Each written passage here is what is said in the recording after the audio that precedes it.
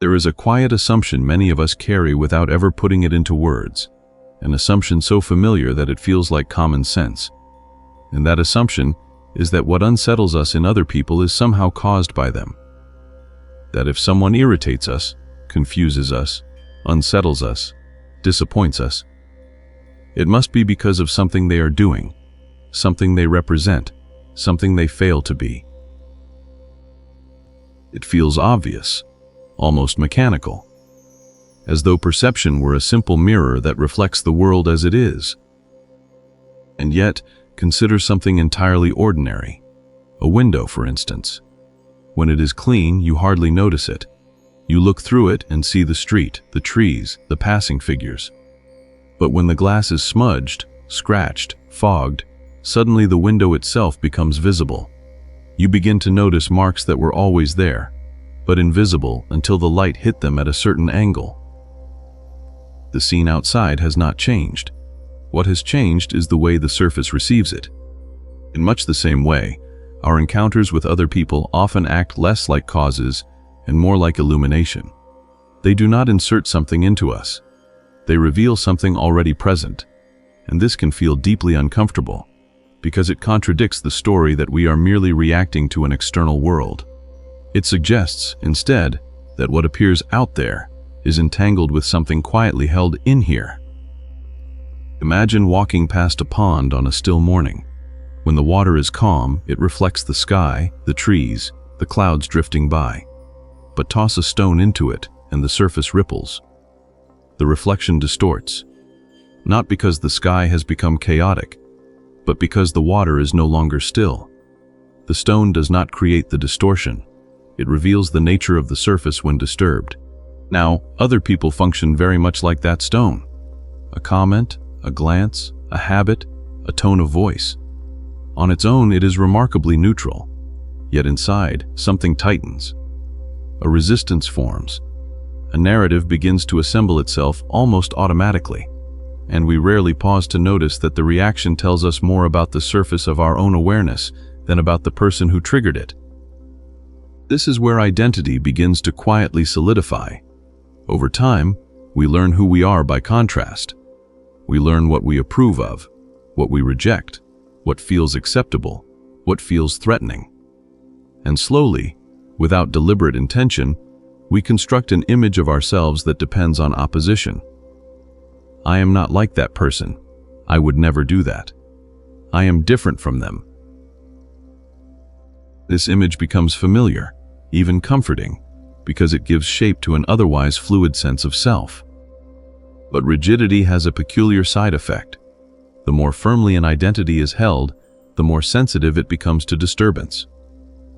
Like a brittle structure, it reacts sharply to pressure.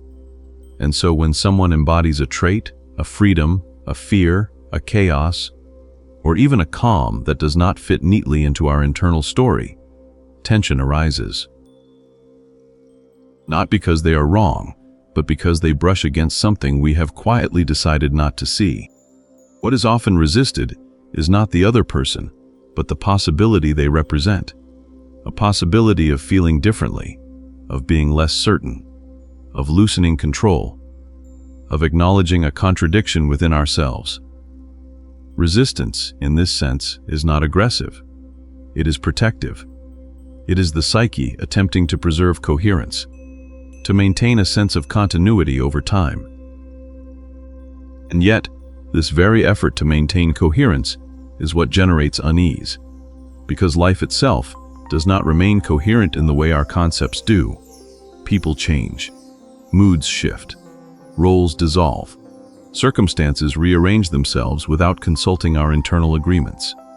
When someone reflects back a quality we have disowned, ignored, or tightly contained, it feels like a breach in the walls of identity, and anxiety often follows not as a punishment, but as a signal of internal strain. This is why certain people seem to follow us through life in different forms. The same dynamic appears at work, then in relationships, then among strangers. The faces change, the settings change, but the feeling is familiar. And we might say, with some frustration, that we keep meeting the same type of person. But perhaps what is repeating is not them, but the pattern of resistance that has not yet loosened. Notice how this plays out in everyday moments. In conversations where we feel the urge to correct. In situations where someone's ease irritates us, or their indecision unsettles us, or their intensity feels overwhelming. These moments are small, almost trivial, yet emotionally charged.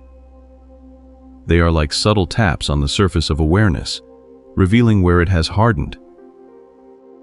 What is being revealed is not a flaw, nor a hidden truth waiting to be fixed. It is simply a boundary, a line drawn somewhere along the way, marking what feels allowable and what feels dangerous to acknowledge. Other people do not cross that line for us. They merely stand near it, and the tension announces itself quietly, insistently, as resistance. And so the question is not why others are the way they are. The more interesting movement happens when attention turns inward, not to analyze or improve, but to notice. To observe how perception tightens, how meaning is assigned, how the sense of me subtly contracts in the presence of certain reflections. This noticing does not resolve anything immediately. It does not dissolve discomfort on command, but it does introduce space. And in that space, something softens. Not because the world has changed, but because the window is no longer being mistaken for the view beyond it. When this resistance appears, it rarely announces itself clearly. It does not say, "Here is something you are avoiding." It arrives disguised as judgment, irritation, boredom, moral certainty, or even sudden fatigue. It feels justified, reasonable, almost necessary. And because it feels so reasonable, it is rarely questioned. After all, the mind says, anyone would react this way in this situation. Anyone would feel this. But notice how selective this reaction is.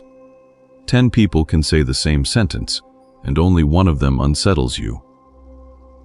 5 colleagues can behave in similar ways, and only one feels intolerable. This selectivity is important. It suggests that what is happening is not a general response to a behavior, but a very precise resonance. Something is being struck, like a string tuned to a particular frequency. Think of a musical instrument resting quietly in a room. When no sound is played, it remains silent. But when a note of the right pitch is played nearby, the string vibrates on its own. No one touches it. No force is applied directly. The vibration happens because the conditions are right. The string is already tuned to respond. In this sense, other people do not inject discomfort into us. They resonate with something already tuned inside, and what is tuned is not necessarily obvious. Often, it is not something we consciously believe or endorse. It may even contradict how we think of ourselves, which is precisely why the reaction feels confusing or unfair. We tend to assume that resistance means disagreement, that if something bothers us, it must be because we oppose it. But resistance is more subtle than opposition. Opposition is conscious. Resistance is usually not. Resistance forms around what has not been fully acknowledged, what has been partially lived, or what has been quietly suppressed in order to maintain a certain image of stability. This is how identity quietly becomes a kind of narrowing, not because we deliberately restrict ourselves, but because we learn, over time, which ways of being are rewarded, which are tolerated, and which feel risky. We learn which emotions fit the environment we are in, which thoughts can be spoken, which impulses should be redirected or hidden. And so identity becomes less an expression of totality and more a carefully edited selection. The parts left out do not disappear. They do not evaporate simply because they are inconvenient. They remain present, but unattended, like rooms in a house that are rarely entered. And when someone else lives openly in one of those rooms, or even glances in that direction, something stirs. The reaction is not envy, not admiration, not rejection alone, but a complex mixture of familiarity and threat. This is why certain qualities in others feel exaggerated. Their confidence feels arrogant. Their softness feels weak. Their chaos feels irresponsible. Their calm feels passive. Their ambition feels aggressive. The mind amplifies these traits because amplification helps maintain distance. If the trait is exaggerated enough, it can be dismissed. And dismissal preserves the existing structure of identity. But exaggeration is a clue. It indicates that perception is no longer neutral, that interpretation has taken over, and interpretation always serves continuity. It protects the story of who we are by organizing experience in a way that feels consistent. This is not a flaw. It is a function. The mind organizes in order to survive. The difficulty arises when organization becomes rigidity. Rigidity produces tension because it requires effort. A flexible structure adapts without strain. A rigid one must resist change constantly. And resistance is exhausting. This is why certain social situations drain us more than others, even when nothing overtly negative occurs. The exhaustion does not come from interaction itself, but from the internal work of maintaining a boundary. Notice how often the body signals this before the mind understands it. A tightening in the chest, a subtle clenching of the jaw, a restless urge to disengage. These sensations are not messages demanding action. They are indicators of internal compression, of something being held in place with more force than necessary. And yet, because we are accustomed to explaining everything psychologically or socially, we rarely consider that the tension may not be about the situation at all. We assume it must be resolved externally, by avoiding certain people, by correcting them, by distancing ourselves, by redefining roles. And sometimes these actions are appropriate. But often they only shift the surface, leaving the underlying pattern intact. So the same discomfort returns, dressed differently, in a new relationship, a new workplace, a new phase of life. The mind says, once again, there it is. But perhaps what is repeating is not the encounter, but the tuning of the string. What makes this difficult to see is that resistance often feels like clarity. It feels like knowing where you stand, like having boundaries, like being decisive, and in many ways it is. But clarity that cannot tolerate reflection is fragile. It depends on maintaining contrast. It needs something to push against in order to feel real. This is why people who unsettle us often appear at moments of transition, when routines shift, when roles change, when certainty loosens, when time rearranges priorities. In these moments, identity is already less stable, and so the encounter feels sharper, more charged, as though something essential is being challenged. But what is being challenged is not correctness or morality or intelligence. It is the assumption that the self is a fixed thing that must be defended. When that assumption is touched, even lightly, anxiety arises. Not because danger is present, but because the familiar frame is bending, and so resistance is not an enemy. It is a signpost, not pointing outward, but inward, not demanding change, but revealing structure.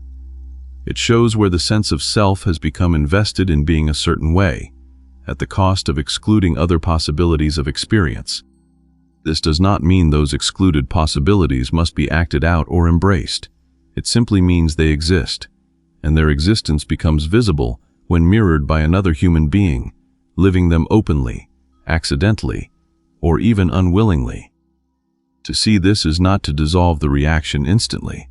The body may still tighten. The mind may still narrate, but something subtle changes. The reaction is no longer taken as proof. It becomes information, a signal of where attention has been held too narrowly for too long. And in that shift, even briefly, the encounter stops being a battle and becomes a reflection. Not a flattering one, not a condemning one, simply a revealing one. Once this is seen, even faintly, another layer becomes noticeable. The way resistance does not merely arise in reaction to others, but subtly organizes how we move through time. It shapes memory. It edits anticipation. It colors interpretation before events even happen. Long before an encounter takes place, the mind prepares itself, rehearses, braces. And this preparation often feels like prudence, like intelligence, like learning from experience. But notice how preparation hardens expectation, and expectation narrows perception. When we expect to be irritated, misunderstood, challenged, or drained, we arrive already contracted. The body tightens before the moment arrives. The mind scans for confirmation, and whatever appears is immediately folded into a familiar pattern. The world, in this way, becomes predictable not because it truly is, but because perception has been pre-shaped. This is how resistance quietly maintains itself. It feeds on continuity. It prefers repetition, even uncomfortable repetition, to uncertainty, because uncertainty threatens the sense of control that identity depends upon. Control, here, does not mean dominance over others. It means predictability of self. The assurance that I know who I am in this situation. And that assurance is soothing, even if it costs vitality. Think again of water, but now imagine it flowing through a narrow channel. When the channel is fixed, the water moves quickly, forcefully, with little variation. It knows where it is going, but it also has nowhere else to go. Over time, the channel deepens, not because it was designed that way, but because repetition carves it into the ground. The flow becomes habitual. Other people, in this metaphor, are not obstacles placed in the stream. They are variations in terrain that momentarily disrupt the flow. And the disruption reveals how confined the channel has become. The tension is not caused by the terrain, but by the inability of the water to spread, slow, or change direction. This is why resistance often carries a sense of urgency, a feeling that something must be corrected, clarified, resolved. Urgency is the voice of a system under strain. It wants relief. It wants the pressure to stop. And the quickest way to stop pressure is to restore the familiar pattern, to reaffirm the boundary, to retreat into certainty. But urgency rarely brings understanding. It brings reaction.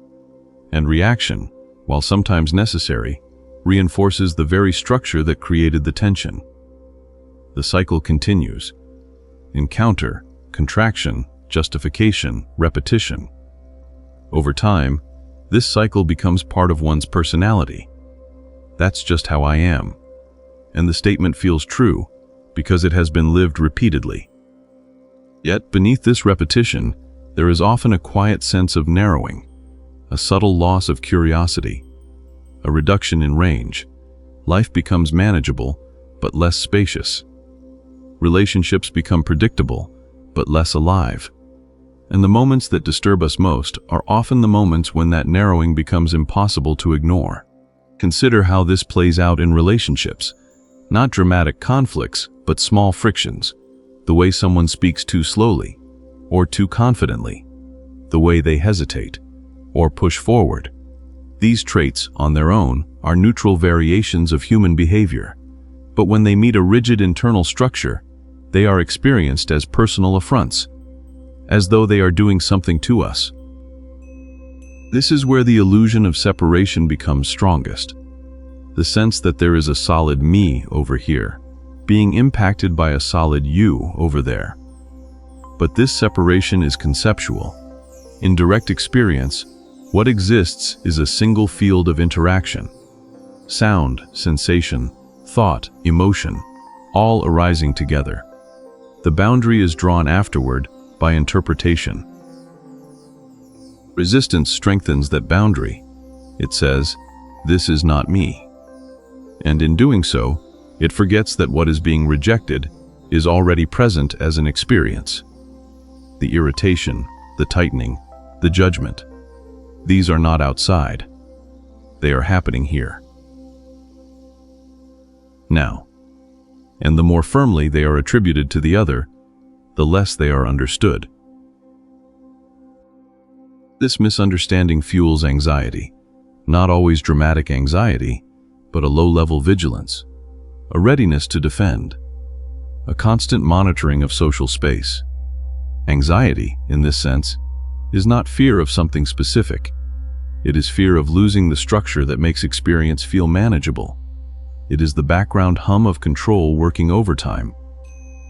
Time plays a crucial role here, because resistance is always oriented toward continuity.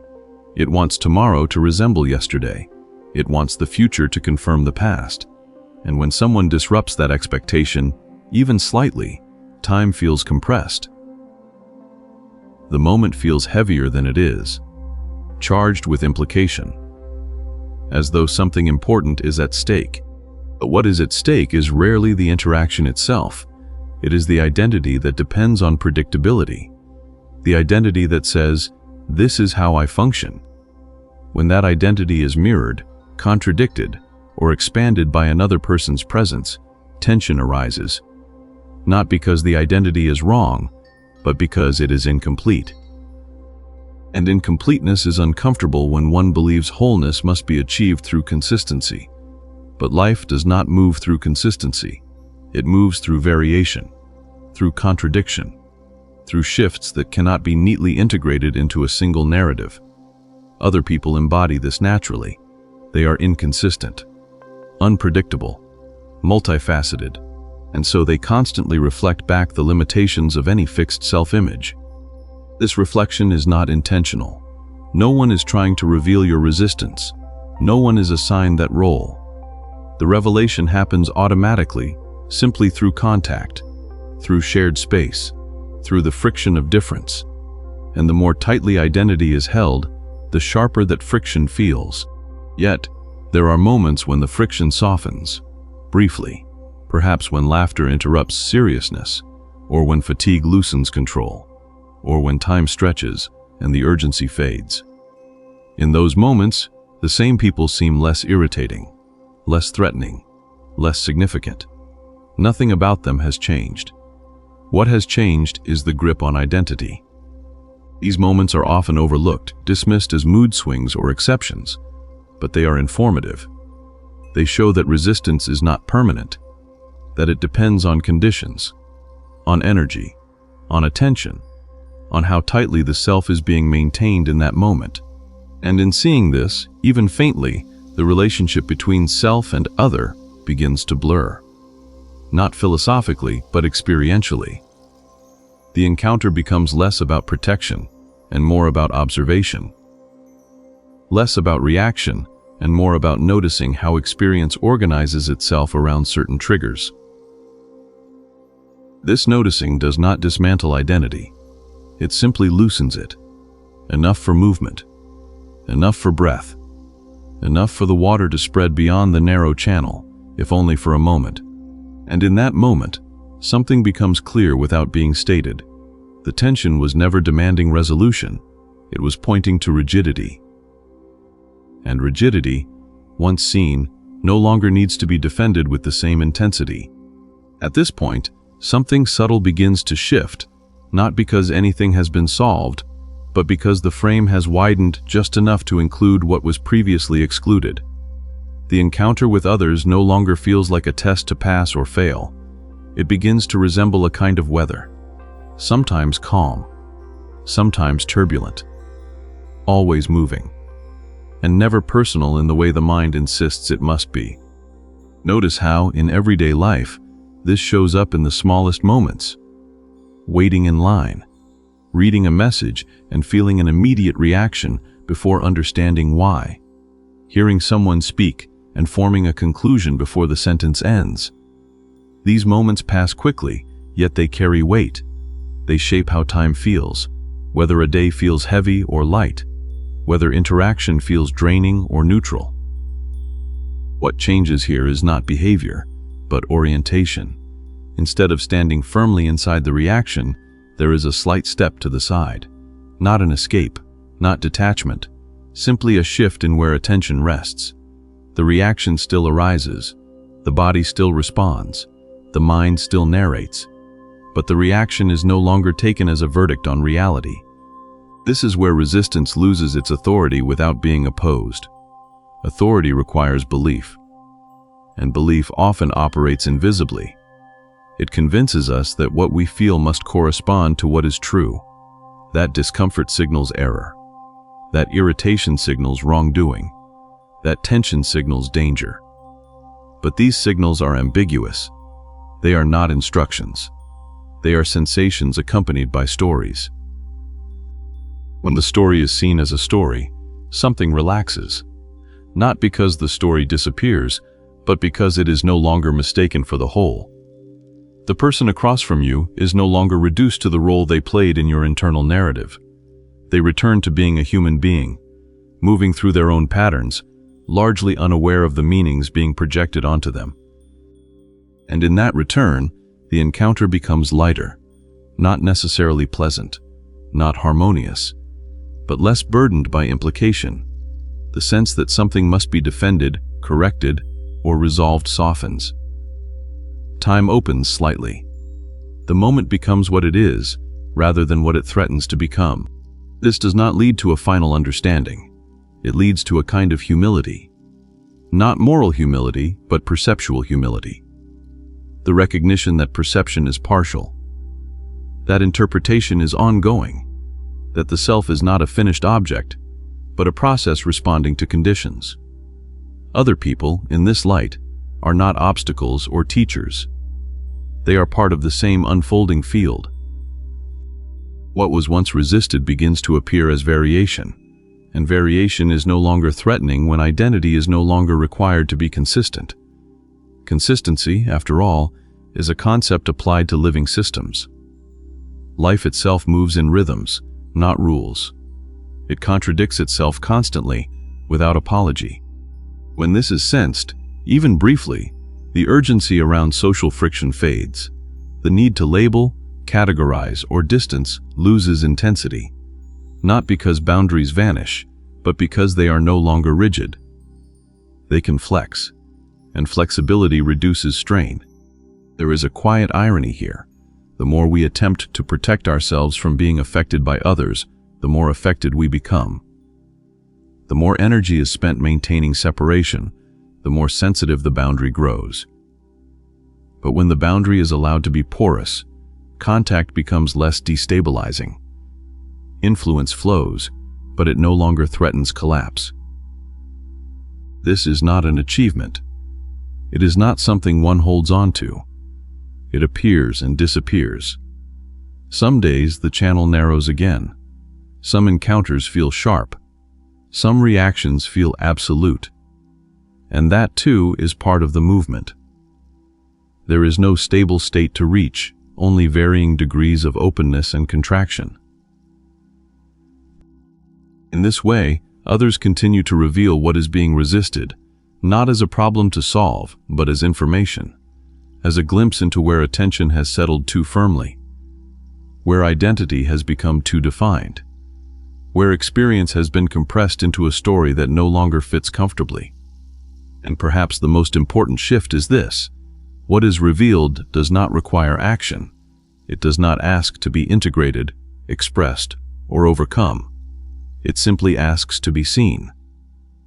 Because once seen, resistance no longer needs to announce itself so loudly. The message has been received. So encounters become quieter, not because they are less intense, but because they are less loaded. The mind still moves, the body still responds, but the space around those movements widens. And in that widening, there is room for difference without threat.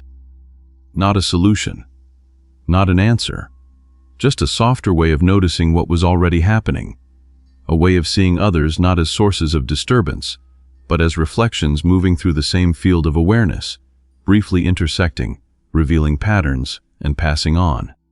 And in that passing, nothing needs to be held, nothing needs to be resolved.